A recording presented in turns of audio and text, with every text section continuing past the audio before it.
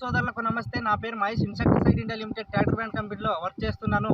కర్నూలు జిల్లా చిప్పగిరి మండలం ఏరూరుకి రావడం జరిగింది. ఈరోజు అన్న శిన్వాని ఎయిర్ క్లాస్ని వాడినాడు రంగన్న. అది ఎలా పనిచేసిందో అన్న కొట్టక ముందు ఏమేమి ఉండేది, కొట్టిన తర్వాత ఏమేమి ఉండేది అన్న ద్వారానే తెలుసుకుందాం. అన్న నమస్తేనా? నమస్తే. మీ పేరు ఏమన్నా? నా పేరు రామన్న. రామన్న. అన్న శిన్వాని ఎయిర్ క్లాస్ని ఎన్ని ఎకరాలకు వాడినారన్న?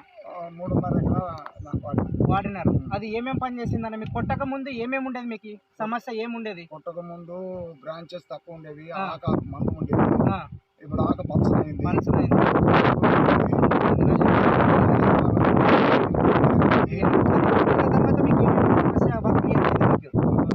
అన్ని సమస్యలు బాగా క్లియర్ అయినా.